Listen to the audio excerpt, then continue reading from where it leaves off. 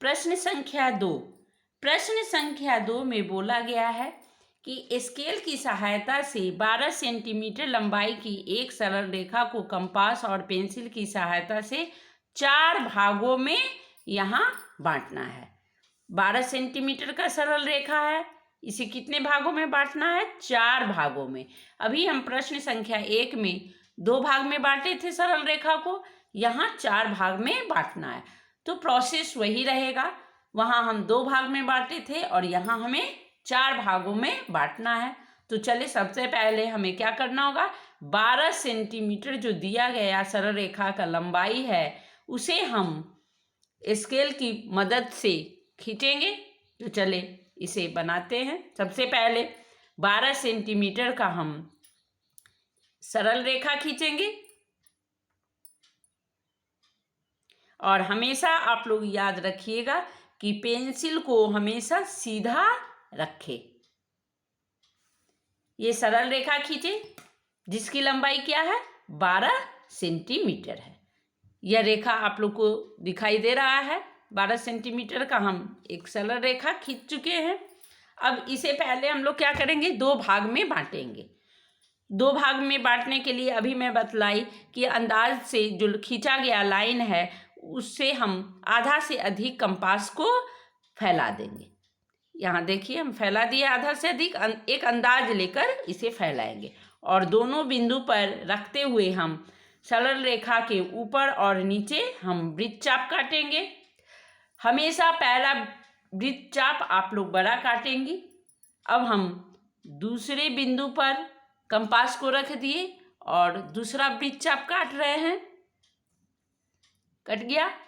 जहाँ दोनों वृत्तचाप कटा है वहाँ पे हम पॉइंट मार्क करेंगे, यानी बिंदु लगाएंगे। बिंदु को लगाते हुए और इन दोनों बिंदुओं को मिलाते हुए स्केल की सहायता से हम एक लंबा लाइन खींच देंगे। लंबा लाइन खींच दिए तो ये सरल रेखा अभी हम लोग देख रहे हैं कि 2 भाग में बांट गया है।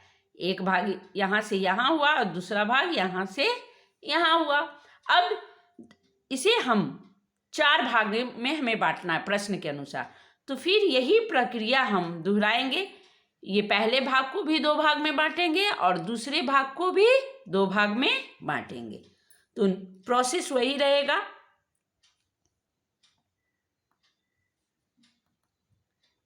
आधा से अधिक ले लिए क्योंकि हमें इधर वाले को, दाहिने तरफ वाले लाइन को आप लोग भूल जाएंगे, बाएं तरफ वाले लाइन को याद रखेंगे कि हमें किस लाइन को बांटना है।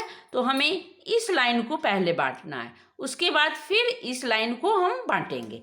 तो चले पहले इस लाइन को बांटे। तो इधर के भाग को हम नहीं देखेंगे, सिर्फ इधर वाले भाग यानी बाएं तरफ वाले भाग को आप लोग ध्यान में रख के इसे बांटेंगे। तो वही नियम, वही एक बिंदु से पहले हमें वृत्तचाप काटे, फिर दूसरी बिंदु से हम लोग वृत्तचाप काट रहे हैं। दूसरी बिंदु से काट लिए, जहाँ कटा है वहाँ हम क्या करेंगे, पॉइंट मार्क करेंगे। पॉइंट मार्क कर दिए। पॉइंट मार्क करते हुए इन दोनों बिंदुओं को स्केल की सहायता से हम मिला दिए। फिर वही प्रक्रिया हमें दाएं तरफ वाले जो हम लोग दूसरा भाग, दाएं तरफ यानी दूसरा भाग यानी दूसरा टुकड़ा जो है इसे भी हम 2 भाग में बांटेंगे। तो यहाँ भी हम कंपास को रखें, कंपास को एक बिंदु पर रखें और वृत्तचाप काटेंगे सरल रेखा के ऊपर और नीचे। फिर दूसरे बिंदु से भी यही क्रिया दोहराएंगे। यही क्रिया दोहराए, जहाँ कटा है वहाँ पर हम पॉइंट मार्क करेंगे।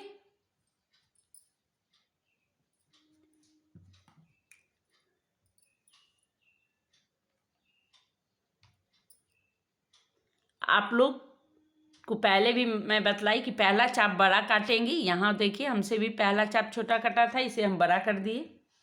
इसे अब हम मिला देंगे।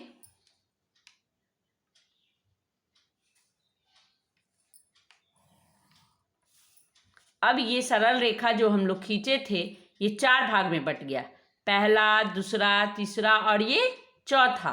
इसका अब हम लोग नाम देंगे। सबसे पहले हम सरल रेखा 12 सेंटीमीटर का खींचे थे, जिसका नाम हम ए बी दे दिए। ए बी हो गया। उसके बाद यहाँ सी, यहाँ डी और यहाँ ई, ये हम नाम दे दिए।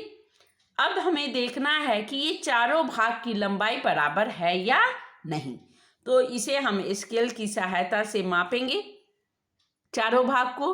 पहले भाग की लंबाई 3, दूसरे विभाग की लंबाई 3, तीसरे विभाग की लंबाई 3 और चौथे भाग की भी लंबाई 3, यानी चारों भाग हमारा क्या है, बराबर है। अब इसे हम आंसर के रूप में लिखेंगे। तो आंसर के रूप में लिखेंगे कि ए बी सरल रेखा की लंबाई कितनी है, तो 12 सेंटीमीटर है। ए बी जो हम लोग सरल रेखा खींचे थे, इसकी लंबाई कितनी थी, 12 सेंटीमीटर। ये लंबाई जो थी वो 12 सेंटीमीटर थी। अब ए बी सरल रेखा को हम लोग कितने भाग में बांटे थे, 4 भाग में बांटे हैं।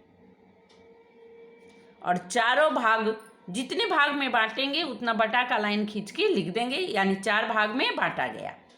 अब चारों भाग का नाम लिखेंगे। चारों भाग का नाम क्या है, ए सी सी डी, यानी ए सी बराबर सी डी बराबर डी ई